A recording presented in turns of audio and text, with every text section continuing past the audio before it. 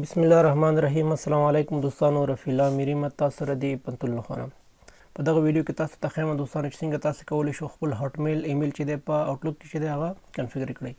نو د دې کار لپاره تاسو ته ضرورت دی چې اول راشئ خپل هاټمیل ته دننه شئ دوستانو چې دغه ویب پاڼې ادرس له خوا نه تاسو کولی شئ چې دلته انټر یا ساین ان شئ چې https://outlook.live.com دی. دلته زه راځم ساین ان باندې کلیک کوم، بیا راځم خپل ایمیل لیکم. دلته زما ایمیل چې دی رفیع الله _ amiri@hotmail.com.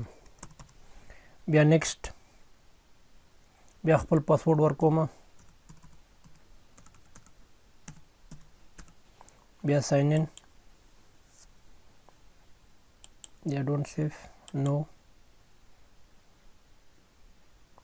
نو زه راځم د اوټلوک چې کوم کنفیګریشن سیټینګ دی هغه زه د دغه ځای نه زه راولم. د دې کار لپاره زه راځم سیټینګ ته، دغه سیټینګ دی دوستانو. بیا راځم ویو آل اوټلوک سیټینګ دی باندې کلیک کوم، لږ ورته ځنډ کوم دوستانو. بیا راځم میل باندې کلیک کوم، بیا هغې نه پس چې دی سینګ ایمیل باندې کلیک کوم. دغه سیټینګ چې دی دوستانو تاسو ته چې دلته ښیي، که چېرته تاسو غواړئ خپل هاټمیل په پپ له طریقه تاسو ځان ته کنفیګر کړئ، نو تاسو ته ضرورت دی چې دغه چیک باکس چې دی چې یس دی دا به چیک کړئ. خو زه نه غواړم دوستانو چې دغه خپل ایمیل چې دی په پپ له طریق نه زه ځان ته کنفیګر کړم. نو د دې کار لپاره زه همدغه سیټینګ چې دی دا زه پرېږدم. او که چېرته تاسو غواړئ چې پپ انتخاب کړئ، نو د دې کار لپاره یس انتخاب کړئ. دلته چې کوم سیټینګ دی د پپ لپاره تاسو ته راښکاره کېږي. نو زه راځم بېرته دوباره نو باندې کلیک کوم.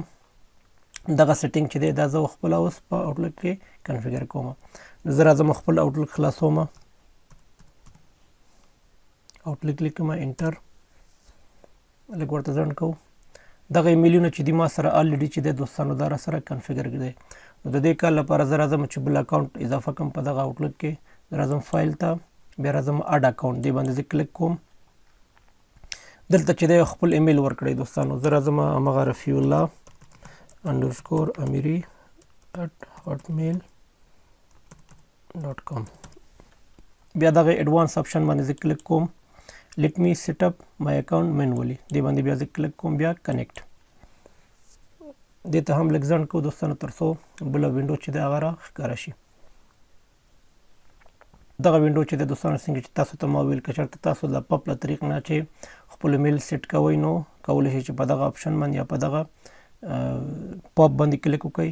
خو چون زه غواړم چې ایم اپ له طریق نه خپل اکاونټ چې دغه سیټ اپ کړم، زه په ایم اپ باندې کلیک کوم. کله چې ایم اپ باندې مې کلیک کړو دوستانو، دلته ما نه انکمینګ میل سرور چې دی هغه سیټینګ غواړي. دلته به راشو بیرته خپل ایمیل ته. دغه چې دی دوستانو د ایم اپ سیټینګ چې دی دا تاسو ورته کاپي کړئ. زه کنټرول سی، بیا راځم خپل اوټلوک له دې ته وایم چې دلته کاپي کړئ، کنټرول وي. بیرته دوباره راځم خپل ایمیل ته.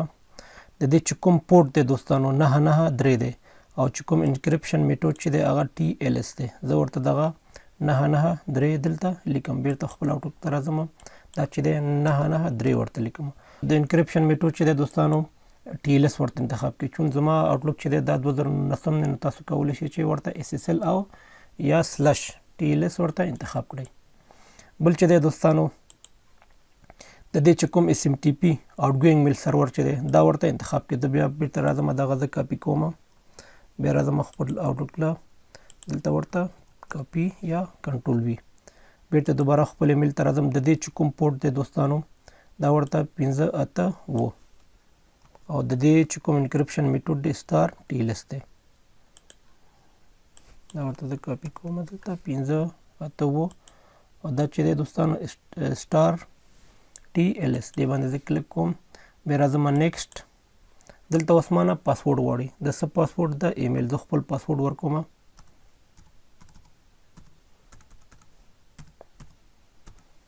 بیا راځم کنیکټ باندې کلیک کوم، لږ ورته ځنډ کوم دوستانو تر څو زما ایمیل چې دی دا کنفیګر شي.